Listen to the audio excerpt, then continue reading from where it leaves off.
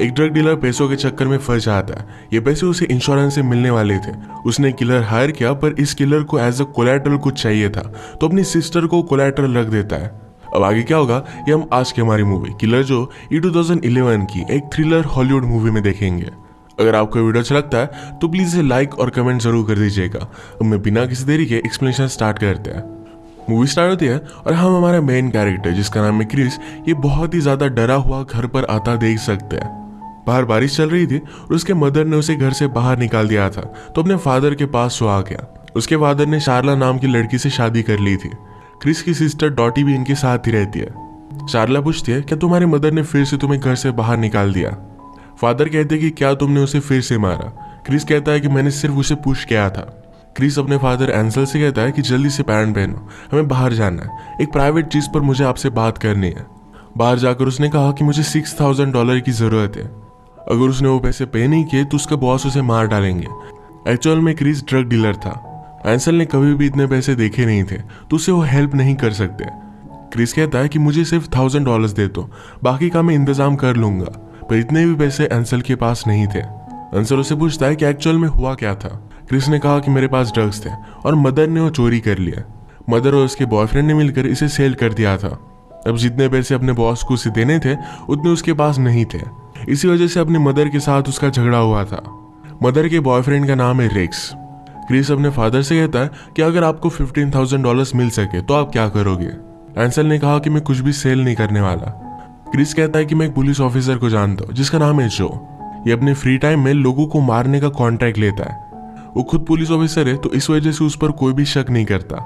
Mother के नाम पर एक पॉलिसी है जिसकी वर्थ $50,000 है। इसकी नॉमिनी डॉटी है, क्रिस की सिस्टर। अगर वो मदर को मार डालते हैं तो पैसे उनके हो जाएंगे। एंसल इस बात को लेकर डर रहा था, पर क्रिस कहता है कि जो एक प्रोफेशनल है वो सब कुछ ठीक कर देगा। वो इस काम के $20,000 लेगा और बाकी $30,000 हम रख लेंगे। एंसल ने कहा कि पैसों के 4 हिस्से पड़ेंगे, डॉटी, तुम्हारी स्टेप मदर, तुम और मैं। इस बात के लिए भी क्रिस मान जाता है। क्रिस ने कहा कि ये डॉटी के लिए भी सही होगा। उसे कॉलेज जाना था और अब वो जा पाएगी। ये जब दोनों गाड़ी में बात कर रहे थे तो डॉटी स्लीप वॉकिंग करते हुए बाहर आ गए। वो थोड़ी सी एबनॉर्मल टाइप थी और अब तक उसका कोई भी बॉयफ्रेंड नहीं था। सब उसके लिए परेशान थे। घर में आने के बाद डॉटी कहती है कि मदर को मारने का आइडिया बहुत ही अच्छा है। इसके बाद वो सोने के लिए चली गई। अब नेक्स्ट सीन में किलर जो हमसे इंट्रोड्यूस होता है वो इनसे मिलने के लिए घर पर आया। क्रिस और एंसल काम कर रहे थे तो डॉटी घर पर अकेली ही थी। वो मूवी देखते हुए कराटे की प्रैक्टिस कर रही थी। जो कहता है कि अगर तुम चाहो तो मैं तुम्हें सिखा सकता हूँ।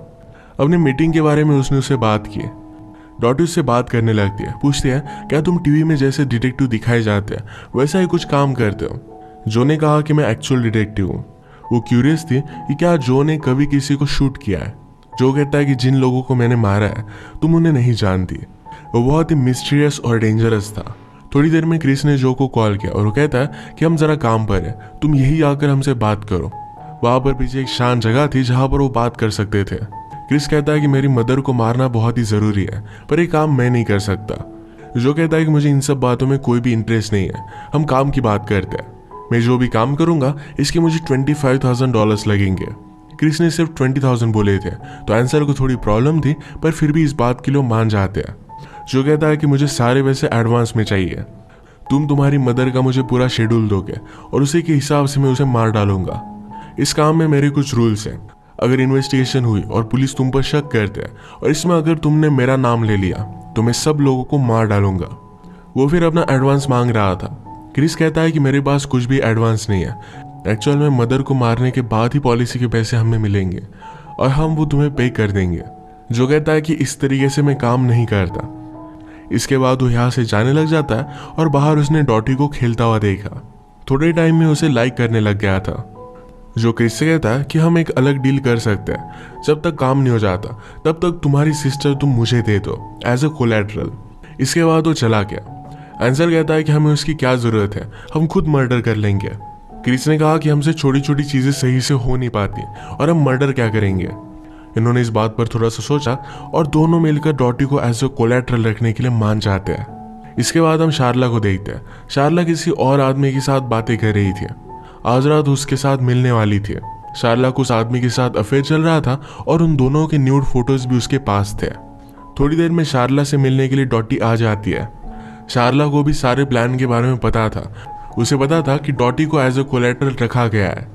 वो डॉटी से कहती है कि आज शाम हमारे यहाँ पर एक गेस्ट आने वाला है, उसके लिए बहुत ही अच्छे से तुम रेडी हो जाना। उसे नया ड्रेस बाय करने के लिए कुछ पैसे देती है। शार्ला ने पूछा कि क्या तुम्हारा कभी कोई बॉयफ्रेंड था? डॉटी ने कहा कि जब मैं स्कूल में थी तो मेरा एक बहुत ही अच्छा फ्रेंड था। हमारा प्यार एक प्योर लव था, हमने कभी भी एक दूसरे को टच नहीं किया था। थोड़ी देर में यहाँ पर एंसल भी आ गया और शार्ला एंसल से बात कर दिया।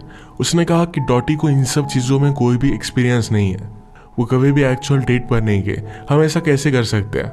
एंसल को इस बात से ज़्यादा कुछ भी फर्क नहीं पड़ा। वो फिर जाकर डॉटी के लिए एक अच्छा सा ड्रेस बाय करते हैं। ये ड्रेस डॉटी ने एंसल को दिखा और वो कहती कि मुझे इसमें अनकंफर्टेबल लग रहा है। एंसल कहता है कि लड़कों को ऐसी ही ड्रेस पसंद आती है। डॉटी पहनने के लिए मना कर दिया तो एंसल उस पर बहुत ही ज़्यादा गुस्सा हो गया। इन दोनों में झगड़ा बहुत ही बढ़ चुका था। तभी क्रिस घर पर आया।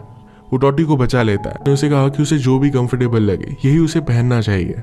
शाम में जो घर पर आ जाता है तो सारे लोग घर से बाहर निकल गए। इसी के पैरेलल में हम देखते हैं कि शार्ला का जिस आदमी के साथ अफेयर चल रहा था आज जरा तो उसके साथ एक मोटेल में मिली। जो के आने के बाद डॉटी अपने रूम में जाकर रो रही थी। उससे कहती है कि मैं बाहर नहीं आना चाहती।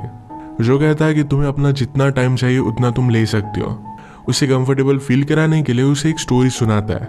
ये सुनने के बाद चेंज कर वो बाहर आके जो ने डॉटी के लिए कुछ फ्लावर्स लाए थे जो उसे बहुत पसंद आते हैं। रेस के साथ जो भी इंसिडेंट हुआ था इसके बारे में डॉटी ने उसे बता दिया। जो कहता है कि मैं तुम्हें उस ड्रेस में देखना चाहता हूँ। इस बात को इग्नोर कर दिया। जो ने पूछा क्या तुम मुझ पर ट्रस्ट करते हो? डॉटी ने कहा कि नहीं करती। जो कहता है कि ये भी बात सही है। इसके बाद ये दोनों अपना डिनर स्टार्ट करते हैं। डॉटी पूछती है कि तुम मेरी मदर को कैसे मारोगे? जो ने कहा कि डिनर के वक्त हमें इन सब चीज़ों को लेकर बात नहीं करनी चाहिए।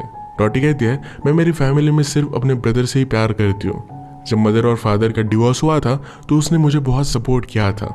एक रात वो मेरे पास आकर सो गया था और उस रात के बारे में हमने कभी भी बात नहीं की। जो इन सब बातों को स्टॉप करता है और कहता है कि जाओ और जाकर वो ड्रेस पहन कर आओ। वो रूम में जा रही थी तो उसने उसके सामने ही ड्रेस पहनने के लिए कहा। इसके बाद उसके साथ इंटीमेट हो जाता है। अगले दिन हम देखते हैं कि क्रिस के पास $1000 थे। ये सारी मैच उन $1000 की वजह से स्टार्ट हुई थी। ये पैसे लेकर वो घोड़ों की रेस में लगा देता है। वो कुछ पैसे कमाना चाहता था ताकि अपनी सिस्टर को जो से वो छुड़ा ले। ये रेस भी वो हार जाता है। जैसे ही वो बाहर निकला तभी उसके बॉस के आदमी उसका पीछा करने लग गया। वहां से भागने की बहुत कोशिश करता है। अलग अलग जगह पर वो छुपा पर फाइनली उसे वो ढूंढ ही लेते हैं। उसका बॉस उसके पास आ गया। वो उसे कहता है कि लास्ट संडे पर हमारे यहाँ पर पार्टी थी, तुम आए क्यों नहीं? मेरी डॉटर तुम्हारा वेट कर रही थी। बॉस क्रिस के साथ बहुत ही फ्रेंडली था पर जब वो वहां से चला जाता है तो बॉस के आदमी क्रिस को बहुत मारते हैं। ऐसी ही बुरी हालत में रात में क्रिस घर पर आया। सब मिलकर उसका ख्याल रखते हैं। अगले दिन क्रिस जो से मिलने के लिए आता है। उसने पूछा तुम मेरी मदर को मार नहीं रहे और मेरी सिस्टर का फायदा उठा रहे हो। जो कहता है कि अगर तुम चाहते हो कि ये काम मैं ना करूं तो मैं यहाँ से चला जाऊंगा। वैसे भी आज रात में तुम्हारी मदर को मारने वाला था। क्रिस कहता है कि तुम कभी भी काम करो पर मेरी सिस्टर को छोड़ दो। जो ने कहा कि जब तक मुझे पैसे नहीं मिल जाते तब तक मैं यहाँ से नहीं जाने वाला। अगर तुम एक काम मुझसे नहीं करवाना चाहते तो अभी बोल दो। पर क्रिस कुछ भी बोल नहीं पाता। उसे भी इन पैसों की बहुत ज्यादा जरूरत थी। पूरे दिन क्रिस इन सब बातों के बारे में बहुत सोचता है और रात में वो जो के पास आ गया। उसे कहता है कि अब ये काम मत करो। जो कहता है कि मेरे साथ चलो। क्रिस ने जो भी डॉटी के साथ किया था इस बात को लेकर उसे बहुत ही ज्यादा बुरा लग रहा था। वो कहता है कि मुझे अब इन सब चीजों से दूर चले जाना चाहिए। जो उससे ज्यादा कुछ बात नहीं करता और क्रिस की मदर जहां पर काम करती थी वहीं पर उसे वो लेकर आता है। मदर की गाड़ी के पास हो गए और जो ने डिक्की खोली तो मदर की डेड बॉडी उसमें ही थी। पेट्रोल की टैंक से उन्होंने कुछ पेट्रोल बाहर निकाल दिया और उसे आग लगा देते हैं। डेड बॉडी निकालकर उन्होंने फ्रंट सीट पर रख दी थी। सबको लगेगा कि एक्सीडेंटल डेथ थी। अगले दिन क्रिस डॉटी के साथ बात करता है। कहता है कि तुम्हें पता है कि सब कुछ क्या चल रहा है। अगर मेरे पास कुछ अलग चॉइस होती तो मैं वही करता। आज एंसल और शार्ला ये दोनों वाइफ के लॉयर से मिलने के लिए गए थे। वसीयत पढ़ी जाती है और इस बात से एंसल बहुत ही ज्यादा अपसेट था। एंसल उसे मारकर पूछता है कि पॉलिसी की नॉमिनी डॉटी है, इसके बारे में तुम्हें किसने बताया था? क्रिस ने कहा कि मदर के बॉयफ्रेंड ने। एंसल कहता है कि एक्चुअल में नॉमिनी डॉटी नहीं तो तुम्हारे मदर का बॉयफ्रेंड ही था और उसी ने ऐसा प्लान किया था। सब लोग क्रिस पर बहुत ही ज्यादा गुस्सा हो जाते हैं। जो के बारे में भी क्रिस को मदर के बॉयफ्रेंड नहीं बताया हुआ था। अब उसकी मदर का फ्यूनरल है, तो क्रिस को कहता है कि डॉटी को लेकर वहां पर पहुंच जाना।